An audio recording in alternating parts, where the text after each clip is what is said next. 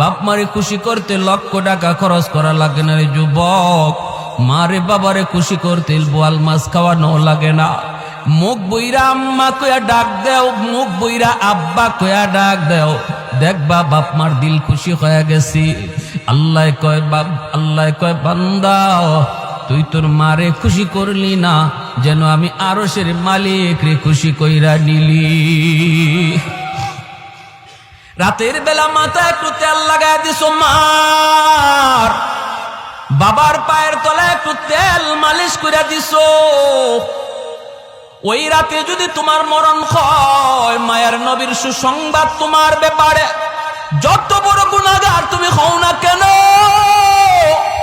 সকাল হওয়া মাত্রই তোমার জন্য জান্নাতের দরজা খোলা। সকাল হওয়া মাত্রই জান্নাতের দরজা খোলা। আর একজন যদি জীবিত থাকে, একজনকে খুশি করো, একটা জান্নাতের দরজা তোমার জন্য খোলা। এরপরে নবী বলেন, আমান আসবাহা গাসিয়ান লিল্লাহি ফি ওয়ালিদাইহি আসবাহা লাহু বাবান মাফতুহান মিনান নার। আর যদি কোনো সন্তান রাতের বেলা মারে কষ্ট দেয়, বাবার কলিজায় আঘাত দিয়া রাতে ঘুমায়, অথচ বাবার কাছে মাপ চাইল না, এমন কথা বলল যেই কথায় বাবার কলিজায় লাগছে, মার কলিজায় লাগছে, এরপরও মার কাছে মাপ চায় নাই, বউ বাচ্চা নিয়ে ঘুমায় পড়ছে। মায়ার নবী দয়ার নবী বলেন, তুমি যত বড় হাজি সাবার নামাজি হও, সকাল হওয়া মাত্রই তোমার জন্য জাহান্নামের দুইটা দরজা খোলা। কিলা ইয়া রাসূলুল্লাহ ওয়া ইন যালামা। সাহাবায়ে কেরাম জিজ্ঞেস করে, ইয়া রাসূলুল্লাহ এত বড় কথা, যদি কোনো মা কোনো বাবা সন্তানের সাথে জুলুম করে, যদি কোনো সন্তানের উপরে বাপ মা জুলুম করে, তিনটা সন্তানের ভিতরে দুইটারে মায়া করে, একটারে কম মায়া করে, অথবা সম্পত্তি বন্টন করার সময় একজনরে কম দিছে আর একজনরে বেশি দিছে, এইভাবে যদি কোনো মা বাবা কোনো সন্তানের উপরে জুলুম করে গো নবী, তবুও কি সন্তান বাপ মার সাথে ভালো আচরণ করবে? এই প্রশ্ন যখন মায়ার নবীকে করলেন সাহাবী, আমাদের অনেকেরই মনে এই প্রশ্ন থাকতে পারে। আমাকে অনেকে ফোন দিয়ে এই কথাটা জিজ্ঞেস করে, হুজুর বাবা তো আমাকে ঠকাইছে, ভাইরে ভালো ভালো জমি দিছে, আমাকে জমি ভালো দেয় নাই, ভাইয়ের সন্তানকে বেশি আদর করে, আমার সন্তানরে কম মায়া করে, এইভাবে দুই চোখে দেখে, তবুও কি আমি মারে খাওয়াবো, তবুও কি আমি বাবারে খাওয়াবো? আমি বললাম, ভাই জবাবটা আমি দেব না, জবাবটা আমার মায়ার নবী দিছেন। সাহাবীরা একই প্রশ্ন করলেন, নবী জবাব দিলেন, ওয়া ইন যালামা ওয়া ইন যালামা ওয়া ইন যালামা। নবী তিনবার বলেছেন, যদি বাপ মা জুলুম করে তবুও সন্তান জুলুম করতে পারবে না, ভালো আচরণ করতে হবে। একমাত্র কারণ হলো তিনি আমার মা, একমাত্র কারণ তিনি আমার বাবা, একমাত্র কারণ তিনি আমার বাবা, তিনি আমার মা। তার উসিলায় আমি দুনিয়া দেখেছি, তার উসিলায় আমি বড় হয়েছি, তার উসিলায় আমি আজকে ম্যাজিস্ট্রেট, তাদের উসিলায় আজকে আমি ডাক্তার, তাদের উসিলায় আজকে আমি শিল্পপতি। আল্লাহ পাক খালিক আর মালিক, বাপ মা হলো উসিলা, ঠিক কিনা জোরে বলেন?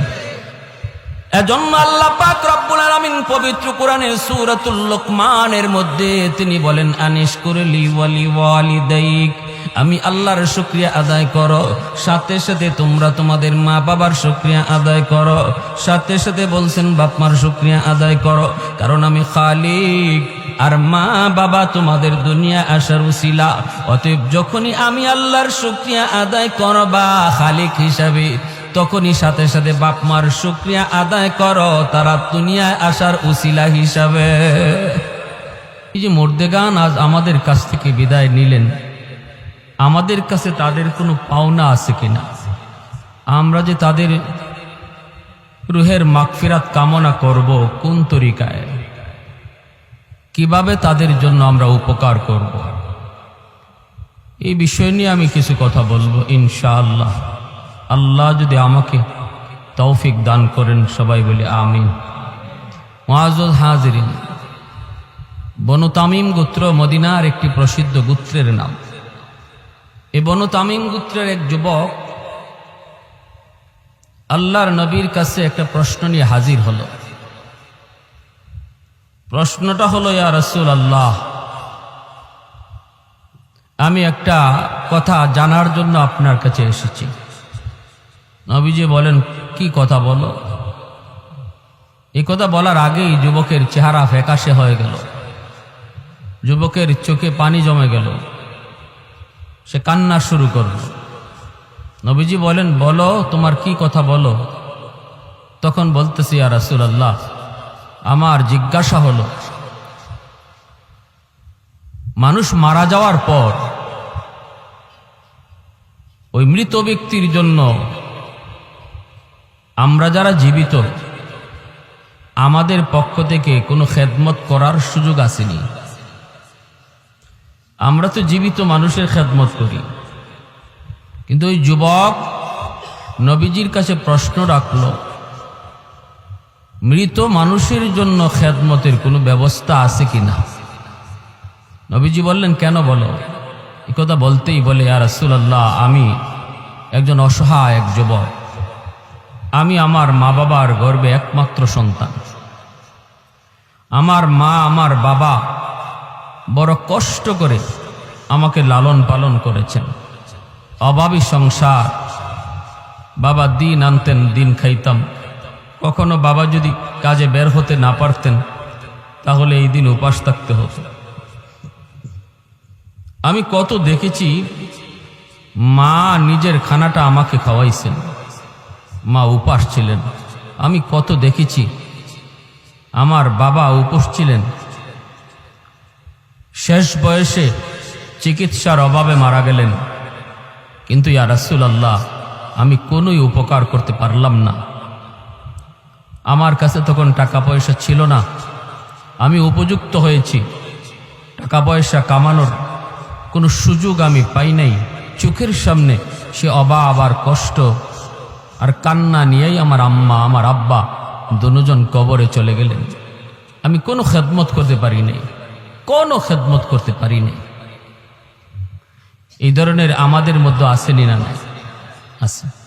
যুবক বলতেছে, ইয়া রাসূলুল্লাহ, এখন আল্লাহ আমাকে অনেক সম্পদ দিছে, আমি এখন প্রচুর সম্পদের মালিক, টাকা পয়সার কোনো অভাব নাই, কিন্তু আমারই টাকা দিয়ে কার খেদমত করব? যার খেদমত করার ছিল সে তো নাই, তারা তো নাই। ওগো নবীজি, এখন আমি শুধু রাতের বেলা কান্না করি, চোখের পানি জড়ায়, মার সে অভাবের দৃশ্য দেখা, মার কষ্টের কথা চিন্তা কইরা, বাবার কষ্টের কথা চিন্তা করে, যে আজ আমি চাইলে আমার আম্মাকে আমার আব্বাকে যত বড় ডাক্তার হোক তারে দেখাইতে পারতাম, মাকে একটা ভালো শাড়ি কিনে দিতে পারতাম, আব্বারে একটা ভালো লুঙ্গি কিনে দিতে পারতাম।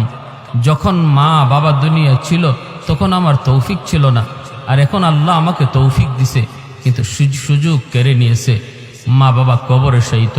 ইয়া রাসূলুল্লাহ, ওগো নবীজি, আমি জানতে চাই, আমি কি আমার আম্মা আব্বাকে কোনো খেদমত করার সুযোগ আছে?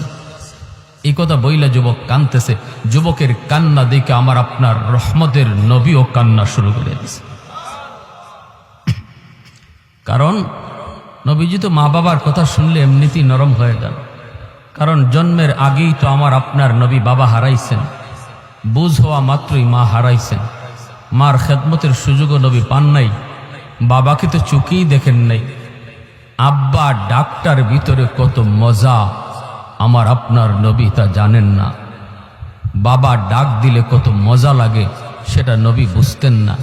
এজন্য মা বাবার কথা যেই বলতো মায়ার নবী তখনই কান্না শুরু করে দিতেন।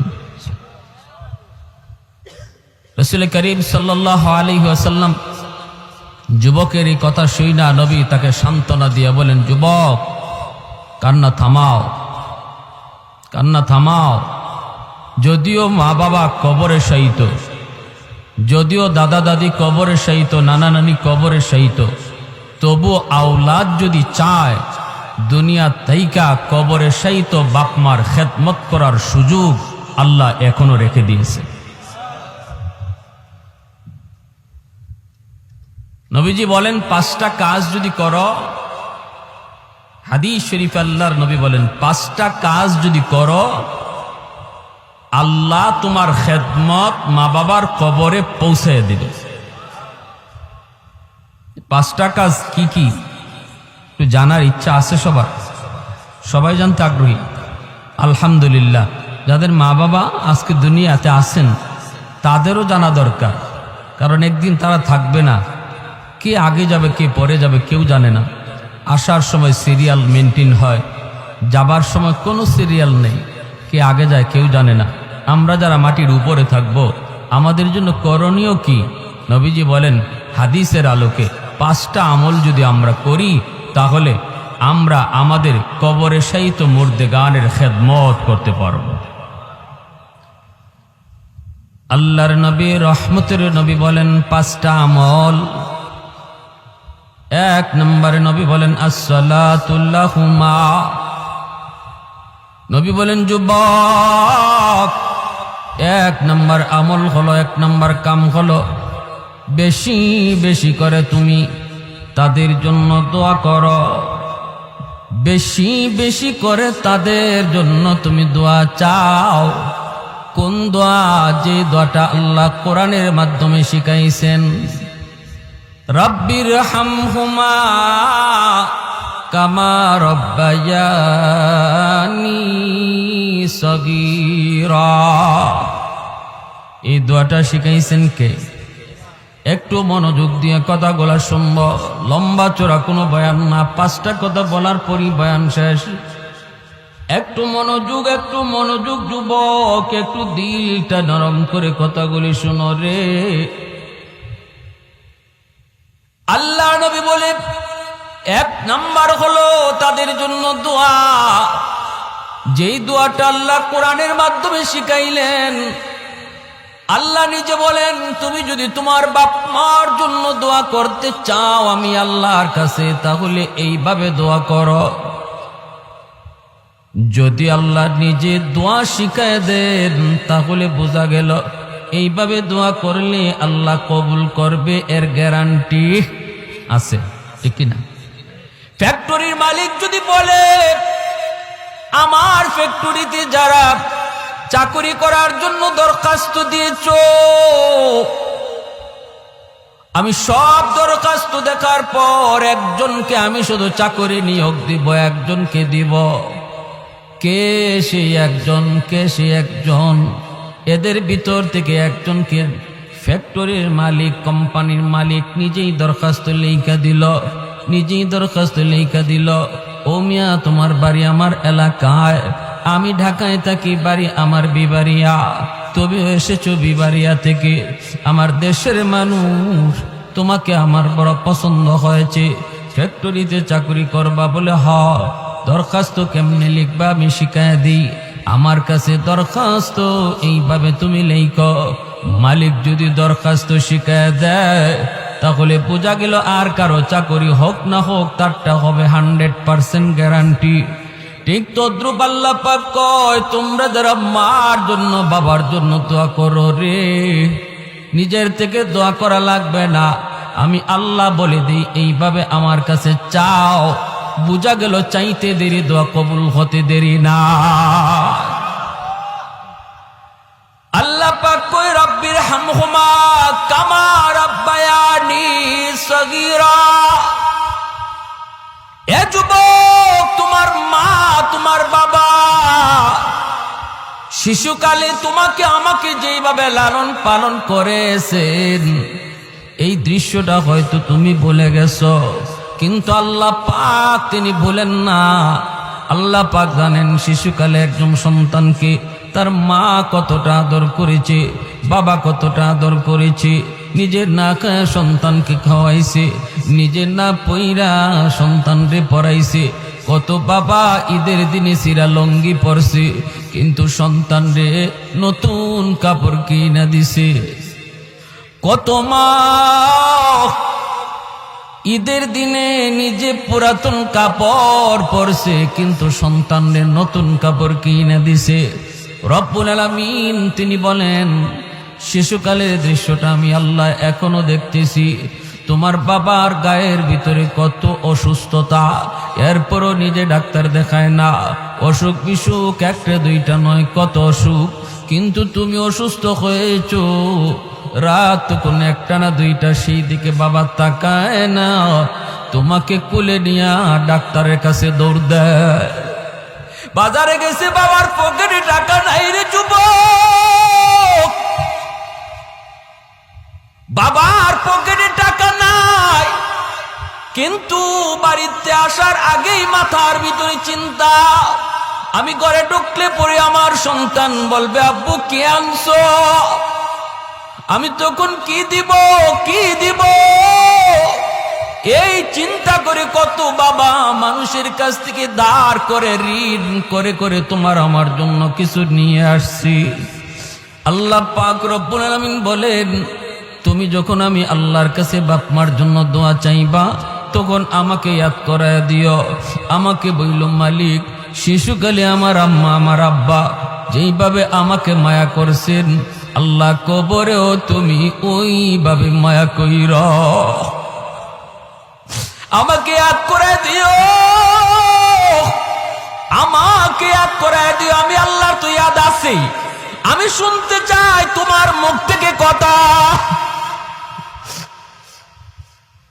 এজন্য আল্লাহ নবী রহমতের নবী বলেন, এ দুনিয়ার সন্তানের দল, বাবাকে চোখে দেখি নাই, মার খেদমত করার সুযোগ পাই নাই।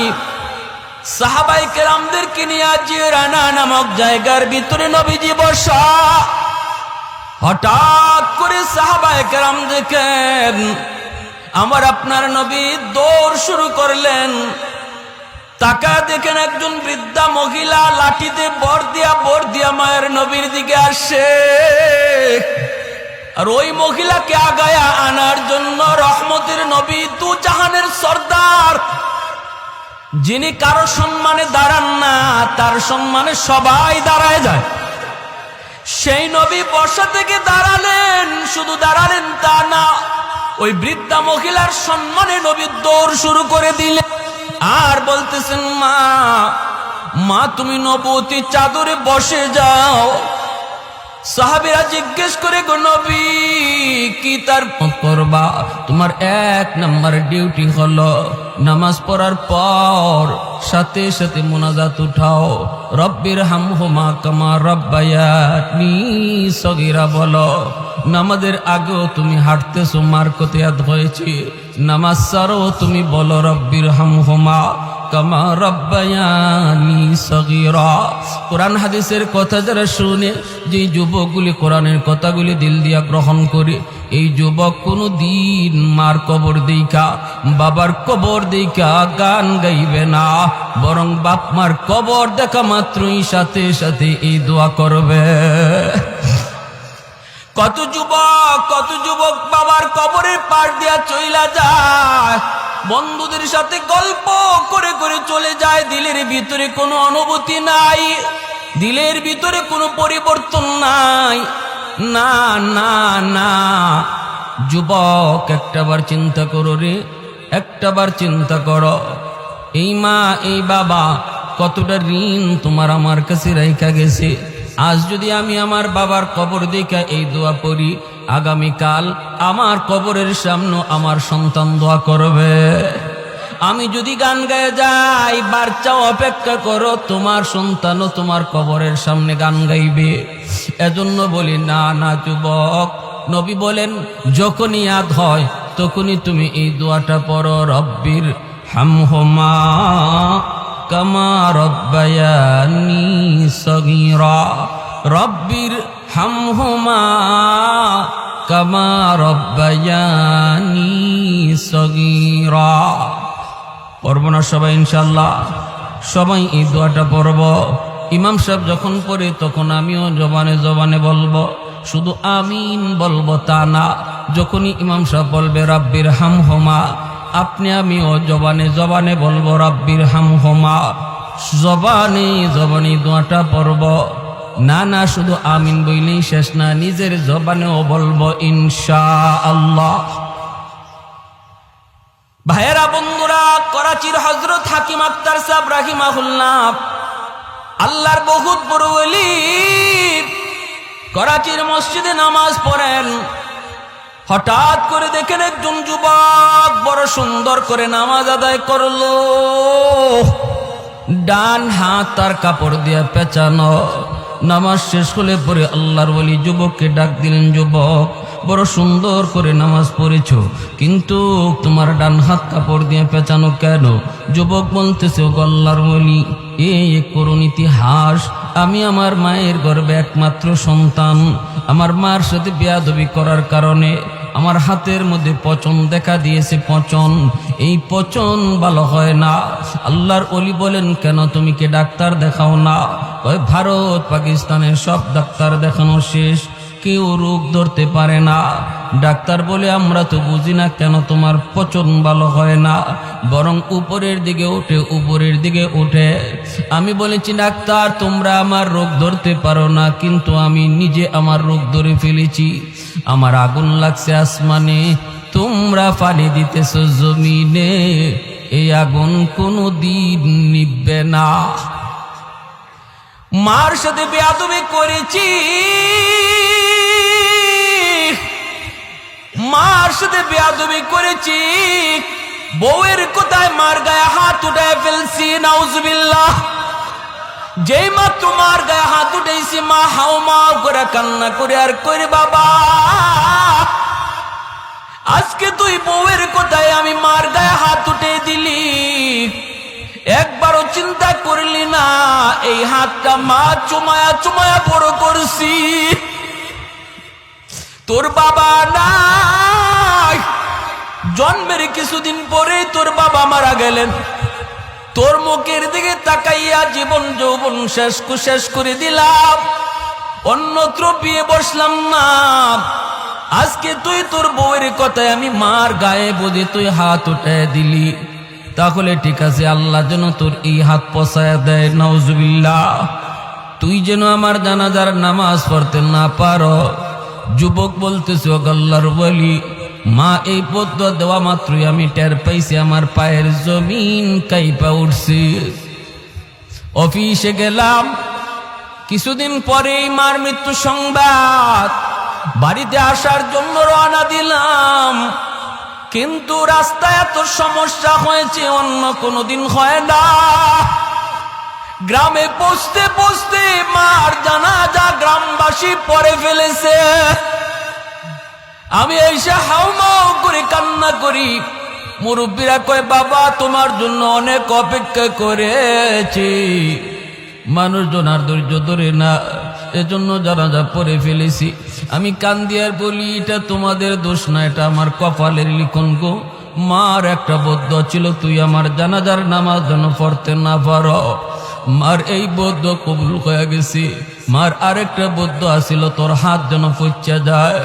অল্প দিন পরে আমি দেখলাম ওই হাত, যে হাত আমি মার গায়ে উঠেছি, এই হাতের মধ্যে ফুরা দেখা দিছি। এই ফুরা থেকে পচন শুরু হয়ে গেছি। ডাক্তারের কাছে গেলাম, কেউ রোগ ধরতে পারে না, অ্যান্টিবায়োটিক খাই, অ্যান্টিবায়োটিক দেয়, কিন্তু রোগ সারে না, কোনোভাবেই তো রোগ সারে না। আমি তো আমার রোগ ধরে ফেলেছি। আমার হাতের পচনের দুর্গন্ধ এত বেশি। সুন্দরী বউ, যেই বউয়ের কারণে আমি মার গায়ে হাত তুলছিলাম, সেও আমারে সেইরা বাপের বাড়ি চলে গেছে। এলাকার মানুষ আমাকে বাড়ি থেকে বের করে দিয়েছে। আমি এখন রাস্তায় রাস্তায় ঘুরি, মসজিদে মসজিদে কান্না করি আর সেজদা দিই। হাতটা কাপড় দিয়ে পেঁচে রাখি, যাতে মানুষ দুর্গন্ধ না পায়। গো আল্লাহর ওলি, আমার কি আল্লাহর কাছে কোনো মাফ আসেনি? আমি কি কোনো মাফ পাইমনি? মাফ পাইমনি? সমাজে এমন কত যুবক, মার সাথে তুমি বেয়াদবি করতেছ, বাবার সাথে তুমি বেয়াদবি করতেছ। আমার নবী কয়, রাদাল্লাহি ফি রাদাল ওয়ালিদাইন ওয়া সাকাতুর রাব্বি ফি সাকাতিল ওয়ালিদাইন। ওগো আল্লাহ, আমার আল্লাহ তার হাবিবকে ডাইকা কয়, বন্ধু তুমি কয়া দাও, যেই সন্তানের উপরে তার মা তার বাবা রাজি থাকে, আমি আল্লাহ তার উপর রাজি হইয়া যায়। আর যেই সন্তানের উপরে বাপ মা নারাজ, হজ কইরাও আমাকে রাজি করাতে পারবে না, তাহাজ্জুদ পড়াও রাজি করাতে পারবে না, মসজিদ বানায় দিয়েও আমাকে রাজি করাইতে পারবে না যদি বাপ মা রাজি না থাকে। আর যদি বাপ মা রাজি থাকে আল্লাহ বলে আমি রাজি হইয়া যাই। এজন্য রে যুবক, কার গায়ে হাত উঠাইতেছো, কারে বকা দিতেছো? নবীজি বলেন, মান আসবাহা মুতিআন লিল্লাহি ফি ওয়ালিদাইহি আসবাহা লাহু বাবান মাফতুহান মিনাল জান্নাহ।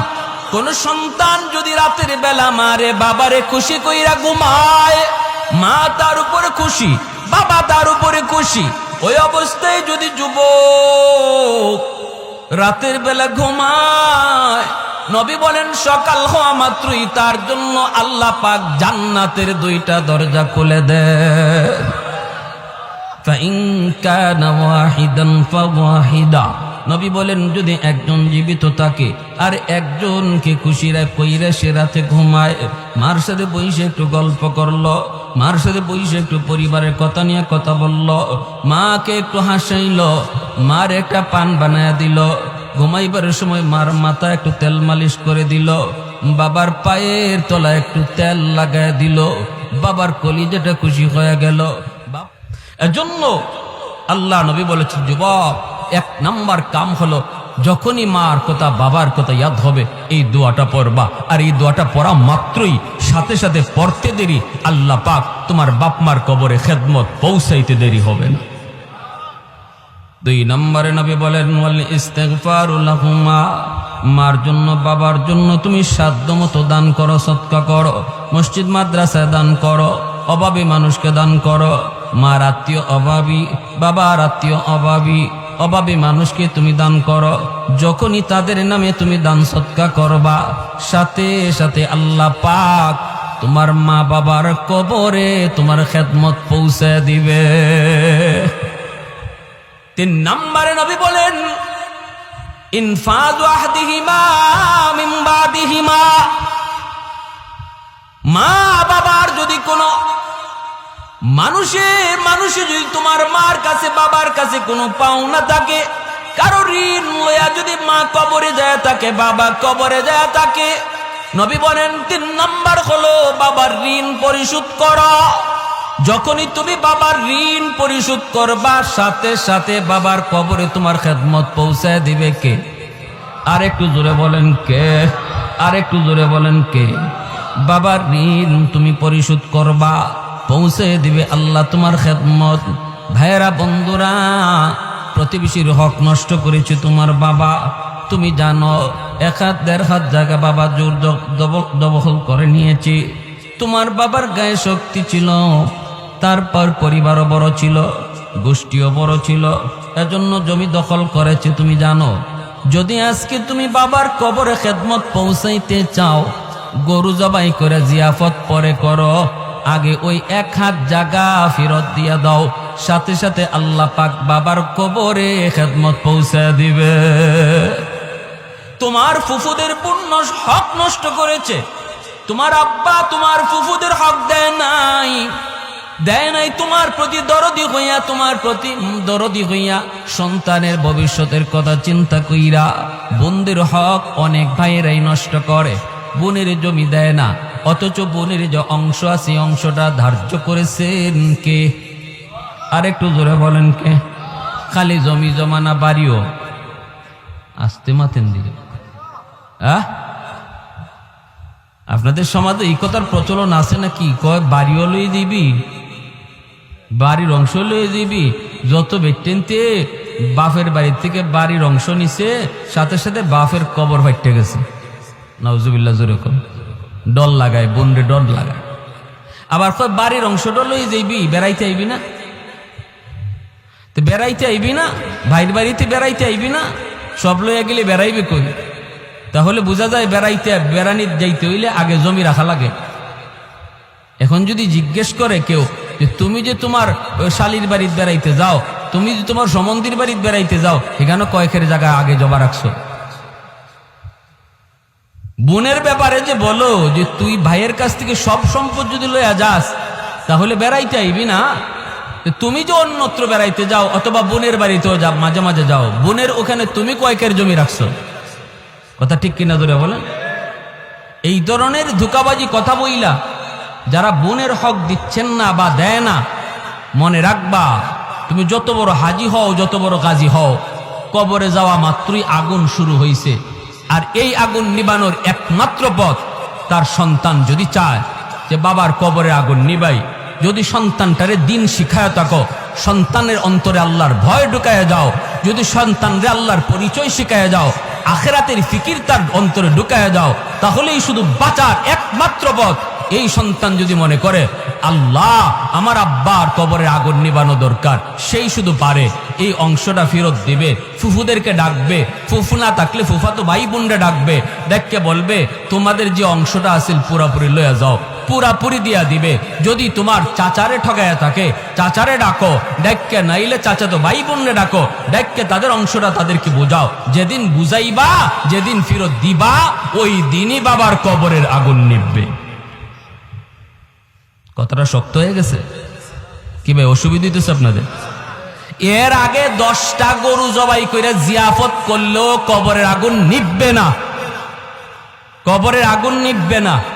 আরেকজনের হক নষ্ট কইরা তুমি কবরে যাবা, আর এই হক ফেরত না দিয়া তোমার সন্তান 10টা গরু জবাই কইরা জিয়াফত করছে, লাভ নাই। এজন্য আল্লাহ নবী বলে, যুবক যদি তুমি তোমার মা বাবার খেদমত করতে চাও, তাহলে 3 নাম্বার কাজ হলো, মা বাবার কাছে যদি কোনো ঋণ থাকে কারো, তারা যদি ঋণ লইয়া কবরে যায় থাকে অথবা কারো হক নষ্ট কইরা কবরে যায় থাকে, সেই হকটা তুমি দ্রুত ফেরত দাও, সাথে সাথে তোমার খেদমত কবরে পৌঁছায় দিবে কে? আল্লাহ। কি ভাই অসুবিধা হইতেছে? কথাগুলা জানার দরকার আছে না নাই? 4 নম্বরে আল্লাহর নবী বলেন, সিলাতুর রাহমিল্লাতি লা তুসালু ইল্লা বিহিমা। আল্লাহর নবী রহমতের নবী বলেন, যুবক 4 নাম্বার হলো তোমার মার যাদের আত্মীয় স্বজন আছে, মা দুনিয়ায় নাই কিন্তু মার আত্মীয় স্বজন এখনো দুনিয়ায় আছে। যেমন মামা মায়ের আত্মীয়, খালা মামার মায়ের আত্মীয়, নানা মায়ের আত্মীয়, নানি হলো মায়ের আত্মীয়, খালাতো ভাই বোন মায়ের আত্মীয়, মামাতো ভাই বোন তোমার মায়ের আত্মীয়। মাছকে কবরে যদি তুমি মায়ের কবরের আগুন নিবাইতে চাও অথবা কবরে খেদমত পৌঁছাইতে চাও, নবী বলেন তাদের রক্তের মানুষের সাথে সুসম্পর্ক রাখো। মামাতো ভাই বোনকে ডাকো, খালাতো ভাই বোনকে ডাকো, ওদের বিপদে তুমি পাশে যায় দাঁড়াও। যখনই তুমি একটা ফোন দিয়ে কইবা, কিরে ভাই কেমন আছো, কেমন আছো, নবী বলেন যেন তুমি কবরে ফোন লাগাইছ। মার কবরে তোমার ফোন লাগাই দিবে আল্লাহ। তুমি ফোন দিছো মায়ের রক্তের মানুষ কেমন আছে, কিন্তু আজকে আমাদের চিত্র হলো এমন, নিজের মানুষ পর হয়ে যায়, পর আপন হয়ে যায়। ঠিক কিনা জোরে এখন? আজকে পর আপন হয়ে যায়, আপন পর হয়ে যায়। মামা চিকিৎসার অভাবে মারা যায়, বাগনা খবর নেয় না। মার নামে গরু জবাই করে, কিন্তু মামা অসুস্থ। হাদিস জানি না, আমার নবীর কথা জানি না, বিদায় আমরা বুঝি না, আমল করি না। মায়ার নবী দয়ার নবী বলেন, যুবক একজন যুবক আমার নবীর সামনে শুধু দাঁড়ানো, আর রহমতের নবী সরওয়ারে দু জাহান তিনি ওয়াজ করেন। বক্তা হলেন একজন, শ্রোতা হলেন একজন। নবী 4 নম্বরে বলেন, বাবা তোমার দুনিয়াতে আজকে জীবিত নাই, কিন্তু বাবার আত্মীয় স্বজন দুনিয়ায় আছে, দাদা আছে, দাদি আছে, চাচা আছে, চাচি আছে, ফুফু আছে, ফুফা আছে, ফুফাতো ভাই বোন, এরা হলো তোমার বাবার রক্তের মানুষ। এরে যুবক, যদি বাবার কবরে তুমি খেদমত পাঠাইতে চাও, বাবার রক্তের মানুষগুলির খবর নেও, এদের সুখে দুঃখে তুমি পাশে থাকো, সাথে সাথে আল্লাহ পাক তোমার খেদমত বাবার কবরে পৌঁছায় দিবে কে? আমরা সপ্তাহে অন্তত একবার ফোন করতে পারি। আরে ভাই, ফোন দিলেই যে টাকা দেওয়া লাগবে তা তো না, ঠিক না? মাসকে মাস চলে যাক, ভাতিজা চাচার খবর নেয় না, ভাগনা মামার খবর নেয় না, খালার খবর নেয় না। সপ্তাহে অন্তত একবার যদি ফোনের ব্যবস্থা করি। এখন তো একটা সুযোগ হয়ে গেছে, একটা সুযোগ, ফোনের কারণে বাড়িতে যাওয়া লাগে না। টেলিফোনে যেমন কিছু ক্ষতি আছে, লাভও আছে। এই লাভটা তো আছে, আমি ডায়েরির মধ্যে আমার মায়ের আত্মীয় স্বজন যারা, তাদের নাম আমি ডায়েরিতে লিখতে পারি। এই ডায়েরির ডান দিকে আমি তাদের মোবাইল নাম্বারটা উঠায় রাখলাম। বাবার আত্মীয় স্বজন কারা কারা জীবিত, এদের নাম ডায়েরিতে আমি লিখলাম। ডান দিকে মোবাইল নাম্বারটা সংগ্রহ করে রাখলাম, আর উপরে লিখে রাখলাম সপ্তাহে একবার ফোন দিব, সপ্তাহে একবার ফোন দিয়ে খবর নিব। বাইরে মনে রাখবা, এটা বহুত বড় হাদিসের উপরে আমল তোমার হয়ে যাইতেছে রে। যখনই বাবার আত্মীয় চাচারে তুমি ফোন দিলা, নবী কয় যেন বাবার কবরেই তুমি ফোন লাগাইছ। ভাইরে কত সুন্দর আমল নবী বুঝা দিতেছেন যুবককে। আজকে আমাদেরও জানা প্রয়োজন। আজকে আপনারা যারা গ্রামবাসী এত সুন্দর মাহফিলের আয়োজন করেছেন আপনাদের মধ্যেখানে রুহের মাগফিরাতের জন্য, কি করবেন তাদের জন্য, করণীয় কি কথাগুলো একটু মনোযোগ দিয়ে শুনেন। এরপরে মায়ার নবী দয়ার নবী বলেন 5 নম্বর, ইকরামু সাদিকিহিমা মিন বাতিহিমা। নবী বলেন বাবার যারা বন্ধু বান্ধব তাদের সাথে তুমি সুসম্পর্ক রাখো, তাদের সাথে খোঁজখবর রাখো, তাদেরকে দেখলে তুমি শ্রদ্ধা কইরো। বাবা যাদের সাথে চলতো, বাবার বয়সের মানুষ যাদের সাথে বাবা চলতো রে, ওই মানুষগুলাকে পাইলে পরে বাবার মতো শ্রদ্ধা কইরো, সালাম দিও। আর বইল চাচা আব্বা থাকতে কত বাড়িতে আসতেন, আজকে আমার বাবা নাই, এজন্য বাড়িতে আসেন না। চাচা একটু বইসা যান, এক কাপ চা খায়া যান। পাইলে বাজারে পাইছো একটু ধরো, আদর করে একটা চা খাওয়া দাও, একটা পান খাওয়া দাও। এতটুকু তুমি তার খোঁজ খবর নেও। মায়ার নবী দয়ার নবী বলেন যখনই বাবার কোনো বন্ধুরে পায়া বাবার মতো শ্রদ্ধা করবা, সাথে সাথে তোমার বাবার কবরে খেদমত পৌঁছায় দিবে আল্লাহ। মাছ কি দুনিয়ায় নাই, কিন্তু মার বান্ধবী আছে, মার সমবয়সী মহিলা আছে। পাইছো বলতেছো চাচি একটু বাড়িতে উঠেন, এক কাপ চা খেয়ে যান। ঈদের সিজনে মা যেই মহিলাদের সাথে চলতো, এমন গরিব একটা মহিলা দেইকা নতুন কাপড় কিনে দেন। মায়ার নবীর বাসায় যেন তুমি তোমার মার এই নতুন কাপড় কিনে দিছ। এইভাবে আল্লাহর নবী যুবককে একটা ওয়াজ করলেন আর বললেন 5টা আমল যদি করো, যখনই সন্তান বাপ মার নামে এমন কোন দান সৎকা করে, এমন কোন ভালো আমল করে, আল্লাহ কেমনে সাথে সাথে পৌঁছায়। জুনাইদ বাগদাদী রহমতুল্লাহি আলাইহি তিনি ঘুমাইছেন, স্বপ্নে দেখেন একজন মানুষ, চেহারাটা জাহান্নামী চেহারা, কানতেছে, কালো কুৎসিত, আযাবের চিহ্ন তার চেহারার মধ্যে রয়েছে। জুনাইদ বাগদাদী রহমতুল্লাহি আলাইহি বলেন কে গো, কি তোমার পরিচয়? লোকটা বলতেছে হুজুর আপনি আমাকে চিনবেন না, আমি আপনার এলাকারই একজন মানুষ, বহু আগে আমার মরণ হয়েছে, কিন্তু কবরে আমি শান্তিতে নাই, কবরে আমি শান্তিতে নাই গো, কবরের মধ্যে আমি আযাবে আছি। আমার দুনিয়াতে কোনো সন্তান নাই, আছে শুধু একটা মেয়ে সন্তান। আমার আল্লাহ আমাকে জানাইছে আমার মেয়েটা যদি আমার জন্য আল্লাহর কাছে কোনো ভালো কাজ করে, এই উসিলায় আল্লাহ আমাকে মাফ করে দিবে। আমার নামে যদি সদকা করে, আমার নামে যদি কোনো ভালো কাজ করে, আল্লাহ আমারে মাফ করে দিবে। কারণ সন্তান যখন বাপ মার জন্য কোনো ভালো কাজ করে অথবা দোয়া করে, সন্তানের জন্য বাপ মায়ের দোয়া করলে যেমন সরাসরি কবুল, সন্তানও যদি বাপ মার জন্য দোয়া করে এই দোয়াও সরাসরি কবুল। সালাসাতুন দাওয়াতুন মুস্তাজাবাতুন লা শাক্কা ফীহ, দাওয়াতুল মাজলুম ওয়া দাওয়াতুল মুসাফির ওয়া দাওয়াতুল ওয়ালিদ আলা ওয়ালাদিহি। আল্লাহ নবী রহমতের নবী বলেছেন 3 ব্যক্তির দোয়া সরাসরি আল্লাহর দরবারে কবুল হয়। এক হলো মজলুমের দোয়া, আর এক হলো মুসাফিরের দোয়া, আর এক হলো বাপ মার দোয়া। বাপ মার দোয়া যেমন কবুল, সন্তানের দোয়াও বাপ মার জন্য কবুল। জুনাইদ বাগদাদী কই এবার আমার কাছে কি চাও? কয় হুজুর আমি আপনার কাছে একটু সাহায্য চাই, যদি আমার মেয়েটার একটু খবর দিতেন যে আমি বড় বিপদে আছি, সে যদি আমার নামে একটু সদকা করে আল্লাহ আমাকে মাফ করে দিবে। জুনাইদ বাগদাদির ঠিকানা লইয়া ঘুম থেকে উইটা ওই মেয়েটার সংবাদে তিনি বের হয়ে গেলেন। এলাকার মানুষকে তিনি জিজ্ঞেস করেন, মহিলা মানুষেরা কয় হুজুর মহিলাটা বড় খারাপ, ওর কাছে আপনি কেন যাইবেন, ওর চরিত্র ভালো না। জুনাইদ বাগদাদি কয় আমি চরিত্র ভালো মন্দ বুঝি না, আমাকে বলো কোথায় গেলে পাবো।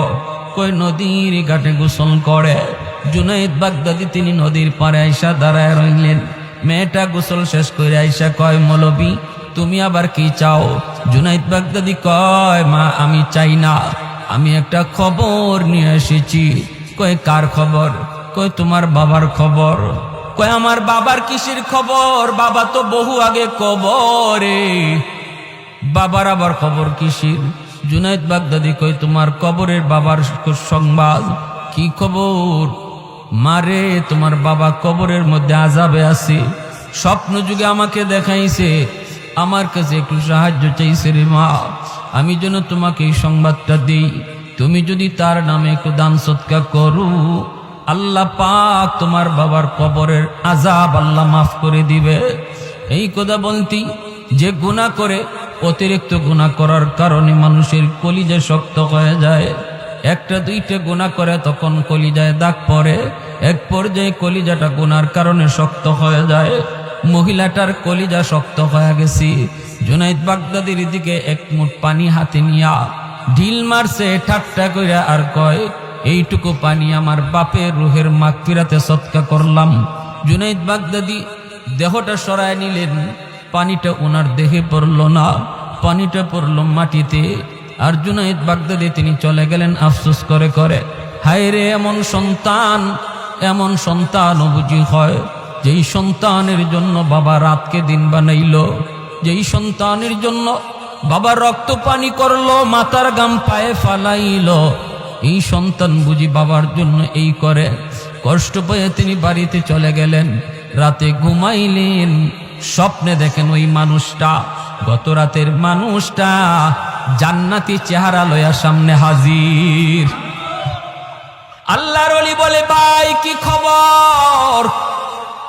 চেহারা পরিবর্তন কেমন করে হলো? হাসি খুশি চেহারা। হুজুর আমি আপনার কৃতজ্ঞতা স্বীকার করতে এসেছি, শুকরিয়া জানাইতে এসেছি। জুনাইদ বাগদাদি কয় কই তোমার মেয়ে তো কিছুই করলো না, আমি তো খবর ঠিকই শুনাইছি, তাহলে পরিবর্তন কেমনে হলো? এইবার লোকটায় কয় হুজুর আমার মেয়েটা যে পানি ছিটা দিছে আপনার দিকে, এই পানিটা আপনার গায়ে লাগে নাই, পানিটা পড়ছে মাটিতে। একটা পোকা অনেক দিন যাবৎ পানির তৃষ্ণায় ছটফট করতেছিল, জানজায় অবস্থা। এই পোকার মুখে যখন পানির ছিটাটা যায় পড়ছি, পোকা পানি পান কইরা তার জীবন রক্ষা পাইছে। পোকায় দোয়া করেছে আল্লাহ যার উসিলায় জীবন ফিরে পাইলাম, আল্লাহ তুমি তারে মাফ করে দাও। এই উসিলায় আল্লাহ আমাকে মাফ করে দিছে। मैं तालिब मौला हूँ मेरे इश्क निराला,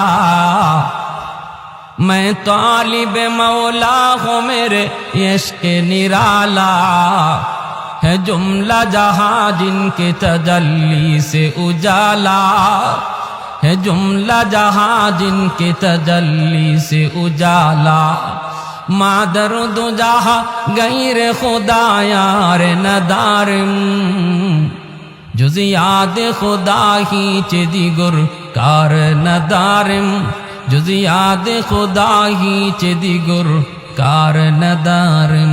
जुरे कोन আল্লাহু আকবার। তাহলে মা বাবার জন্য আমাদের করণীয় কি, এটা আমরা হাদিসের আলোকে জানলাম। কয়টা আমল? আর একটু জোরে বলেন কয়টা?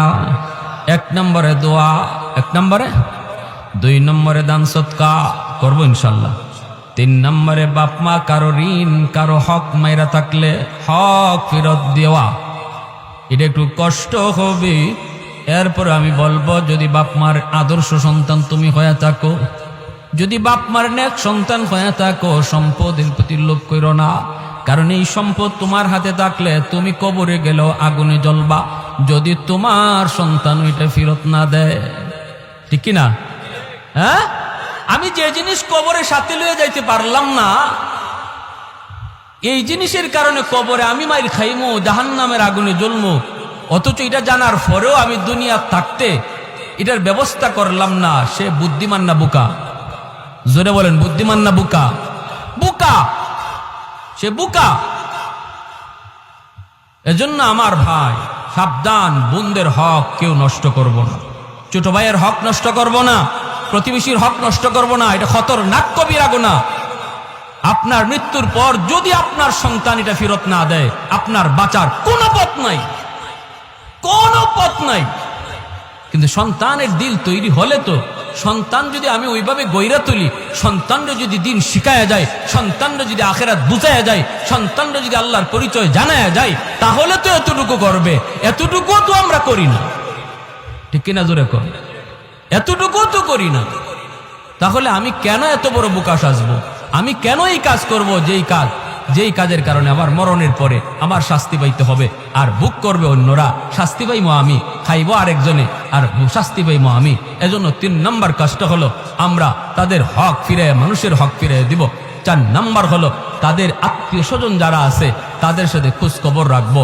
আমার সাথে একটু হাত তুলে বলবেন, সপ্তাহে একবার আমরা এরকম ডায়েরির মধ্যে নাম লিখে আত্মীয় স্বজনের, সপ্তাহে না পারি 2 সপ্তাহে একবার আমরা তাদের নাম্বারে ফোন দিয়ে খোঁজ খবর নিব। আমার নবীর হাদিসের উপরে এই আমলটা কারা করতে রাজি আছি? একটু হাতটা উঠে আল্লাহরে দেখা। আল্লাহ তুমি কবুল করো, জোরে বলে না আমিন। আজকে কালকে বাজারও যাইয়া আমরা একটা ডায়েরি কিনবো ইনশাল্লাহ। কোন একটা ডায়েরি কিনবো, কিনা এই ডায়েরির মাঝে আমার মার আত্মীয় কারা কারা জীবিত আছে, বাবার আত্মীয় কারা কারা জীবিত আছে, তাদের নাম লিখবো, নাম্বার, মোবাইল নাম্বার যদ্দূর ফারি আমার কাছে জানা আছে লিখবো, না জানা থাকলে সংগ্রহ করব, সংগ্রহ করে লিখতে রাখবো। এই ডায়েরিটা থাকবে আমার কাছে, আমি উপরে লিখতে রাখবো। আমি সপ্তাহে পারবো না, মাসে একদিন ফোন দিব। দেন মাসে একদিন ফোন, মাসে একদিন ফোন দিয়ে শুধু খোঁজ খবরটা নেবেন। বাইরে কেমন আছো তোরা, বোন রে কেমন আছো তোরা, এতটুকু খোঁজ দেন। আজকে আমি শিল্পপতি হয়ে গেলে, কোটিপতি হয়ে গেলে আমার স্বাস্থ্যবাইয়ের কোনো খবর রাখি না। হে রিক্সা চালায় না হে ভ্যান চালায়, এরকম কোনো খবর নাই। আমি লাখ লাখ টাকা মসজিদ মাদ্রাসায় দান করতেছি, কিন্তু আমার রক্তের মানুষ অসহায় না খায়া মরতেছে, এতে আল্লাহ এত খুশি না। ঠিক কিনা জোরে খান? এত খুশি না। বাবার আত্মা খুশি না, বাবার রুহের মাগফিরাত এই আমলে হবে না যতটা আমলে হবে বাবার রক্তের মানুষের প্রতি খোঁজ খবর রাখলে। বিপদে পড়ে গেছে, চিকিৎসার অভাবে চিকিৎসা করাইতে পারতেছে না, বাবা নাই কিন্তু চাচা চিকিৎসার অভাবে টাকা পাইতেছে না, আপনি এখানে টাকাটা দেন। আল্লাহ নবী বলেন, বাবার রক্তের মানুষের খোঁজ নিবা, সাথে সাথে আল্লাহ তোমার বাবার খোঁজ খবরে নিবে। সুবহানাল্লাহ। আমার ভাই 5 নাম্বার হলো মা বাবার বন্ধু বান্ধব যারা, যদি বন্ধু বান্ধব না পাই, মার বয়সের মহিলা পাওয়া যায়, বাবার বয়সের পুরুষ মানুষ পাওয়া যায়, মুরব্বী মানুষ পাওয়া যায় বাবার বয়সের, বাবা এদের সাথে চলতো, এদেরকে দেখলে পরে সালাম কালাম দিয়া মুসাফা কইরা একটু ভালো করে জিজ্ঞেস করো। ক্ষমতা থাকলে ঈদের দিনে একটা গেঞ্জি কিনে দাও, চাচা একটা গেঞ্জি নাও, বাবা থাকলে বাবারে তো একটা গেঞ্জি কিনে দিতাম, আব্বা থাকলে আব্বার একটা লঙ্গি কিনে দিতাম, নাও তুমি নাও। এভাবে যদি তুমি তাদের অন্তত খোঁজখবর নাও, একটু তাদের সাথে শ্রদ্ধার নজরে কথা কও, আল্লাহ নবী বলেন সাথে সাথে তোমার খেদমত আল্লাহ বাবার কবরে পৌঁছে দিন। এই 5টা আমল কারা কারা করতে রাজি? হাত উঠে আল্লাহকে দেখান। আল্লাহ তুমি কবুল করো, মঞ্জুর করো। আর এই যুবকগুলি দিলের কান্দে কথাগুলি শুনছে, আল্লাহ তাদের আম্মা আব্বার নেক হায়াত তুমি বাড়ায়া দাও। যারা কবরে চলে গেছে তাদের জন্য তোমার নবীর হাদিসের আলোকে আমলগুলি করার তৌফিক দাও। সবাই বলে আমিন। ওয়া আখির দাওয়ানা আনিল হামদুলিল্লাহি রাব্বিল আলামিন।